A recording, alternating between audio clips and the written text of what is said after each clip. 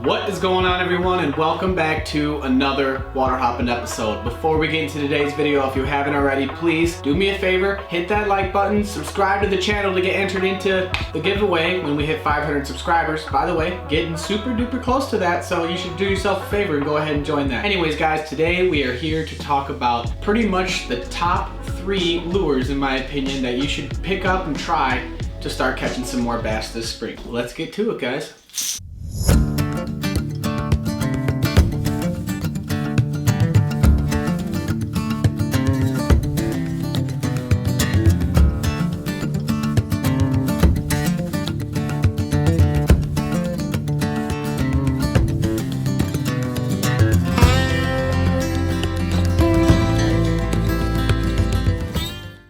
So we're gonna kick this off today, starting with the jerkbait. Jerkbaits can come from really cheap to really expensive, relatively. In my left hand, I'm holding a Megabass Vision 110 jerkbait. This is a suspending model, and this one runs about $22 for just one of these lures. Another one of my favorites is this X-Wrap right here. This is a 2 treble with the feather rear treble, which I actually believe to be a huge key. I'm actually going to swap this treble to be a feathered one as well here pretty soon. These are both jerkbaits that perform the same function, just kind of different within the details of how they actually perform. According to Rapala.com, a jerkbait is designed to create a unique darting movement during retrieval and have a suspending motion in between the reeling action. There are a bunch of different variations of jerkbaits. You have floating, suspending, and sinking, and then depending on your bill on the front here will kind of determine how much it does, or what it does for that matter, when it comes to darting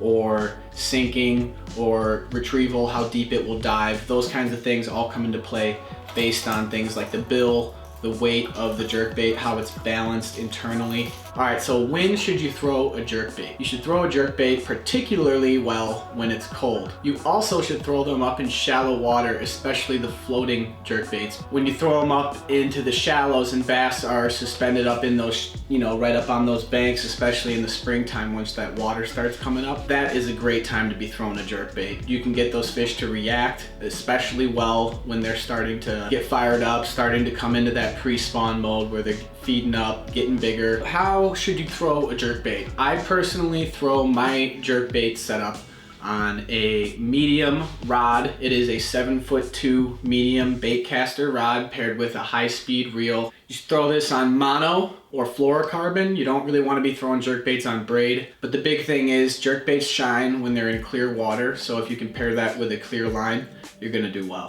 One more thing is the jerkbait works really well around schooling fish. It's a great way to trigger a bite and get that whole schooling vibe going, working towards your favor. If you're gonna pick up something like a X-Wrap, these run for about $7, $8 depending on the size you get. You can get them all the way down to $5.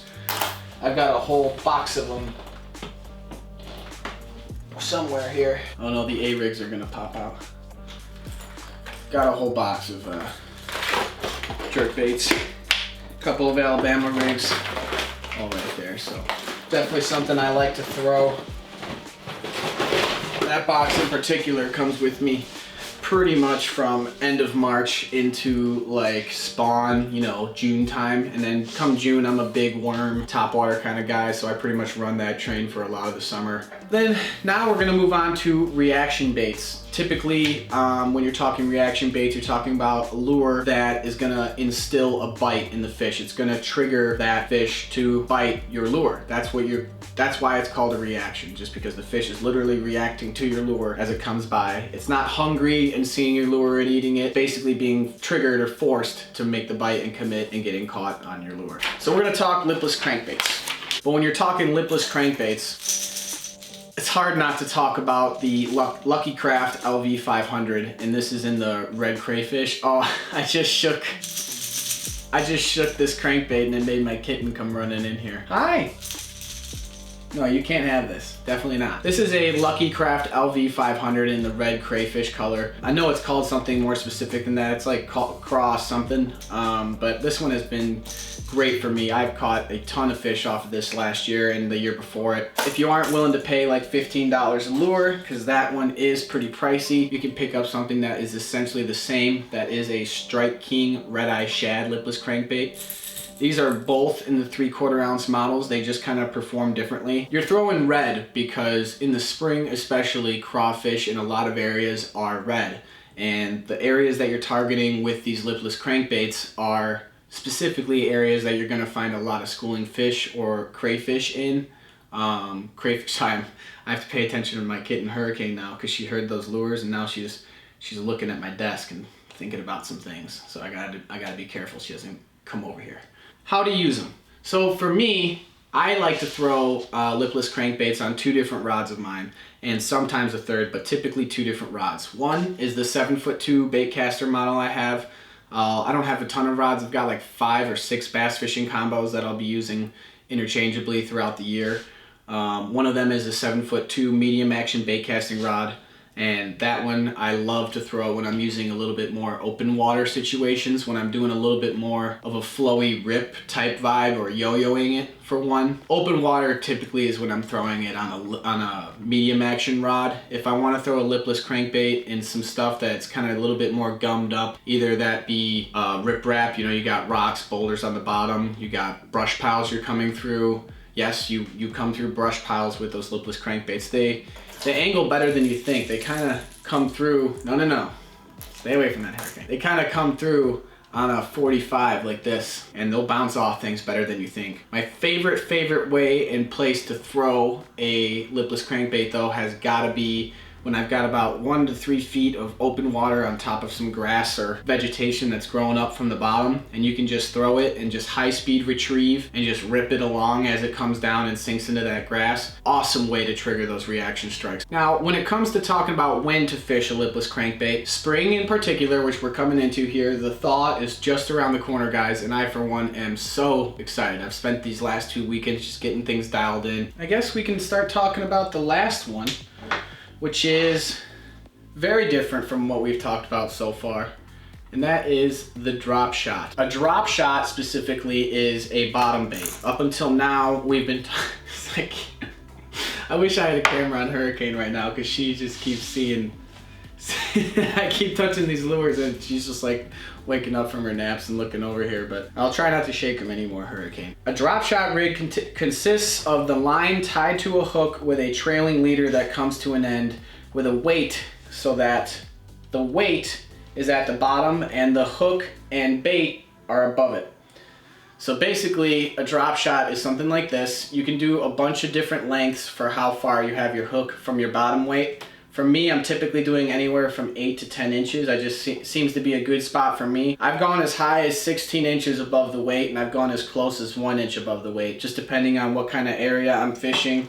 There is another thing called a power shot that you can throw. It's basically like a more aggressive weedless type way of throwing a drop shot into some kind of more heavily vegetated or just more caked up areas. For that, you're gonna be doing like a Texas rigged worm, which I went over how to Texas rig a worm on a hook in a previous video of mine recently. So if you want to check out how to do a Texas rig, just go click that card right there. I'll put it up for you guys there. But Texas rigging is easy. What you're doing when you're drop shotting though is you're taking a bait like this trick worm right here. You're nose hooking it just right through the tip of its nose. On I like to use octopus hooks, and I like to use a number 3 hook. All right, so for me and a lot of people, drop shotting is a spinning combo thing. For me, I use my medium light rod. So the main area you're gonna throw a drop shot is gonna be deep structure. You can throw it pretty much anywhere, but the general way of fishing a drop shot is for your deep stuff. You've got rock piles on the bottom, maybe 30 feet of water. A lot of times there's nothing better to throw than a drop shot itself, just because you can drop it right onto that rock pile and just sit there, and largely you're just shaking it like that with the weight bouncing. You're not actually moving the lure along. It's a great lure to fish vertically as well. Just because if you are running electronics and you can see that there's a fish straight beneath you, you can do what a lot of people, especially tactical basset especially, they talk about this. It's video game fishing. Basically, you see a fish on your fish finder, you can drop a drop shot right on it, and you can just sit there, and if you can see your lure and you can see the arc of the fish, sometimes you'll actually watch the fish eat the lure, and then you'll feel it on the rod. It's happened to me more than a few times. It's one of the most effective ways to fish deep. The best time to fish a drop shot is another cold water deal. Cold or dog days of summer, basically when you have fish that are lethargic. Fish are lethargic from the winter coming into spring, and they're lethargic in the dead of summer when that water is basically boiling. Drop shot rigs can be used a whole bunch of different ways. You can put worms, creature baits, anything. Swim baits are another great lure to put on a drop shot rig. I like to pretty much use trick worms or swim baits. That's kind of my deal if I'm going to be throwing a drop shot. Another great benefit of a drop shot is it puts numbers in the boat. And by that I just mean you can get a lot of bites on a drop shot. You won't always get that huge monster bite, but it can happen. I've caught more than a few fish over 4 pounds on a drop shot, but I've caught a vast amount more of your 2 and unders. Just a lot of times it's a great way to just get on the board, find out where the fish are, and then maybe once you know where they are, you're trying some different tactics to get that bigger bite. Yeah, I'm not going to do too much more details than that right now, guys. If you want more details on any of those 3 categories, whether that be the jerkbait, the lipless crank, or the drop shot, put some comments down below. If you guys enjoyed today's video, hit that like button for me, subscribe to the channel so you can be entered in the giveaway to try and win this bag of goodies when we hit 500 subscribers. If you guys enjoyed that video, hit that like button for me, subscribe to the channel, and as always, keep water hopping, guys. And I'll see you soon. See, I gotta show you the kitten because she's been watching us. I'm telling you, I'm not making this up.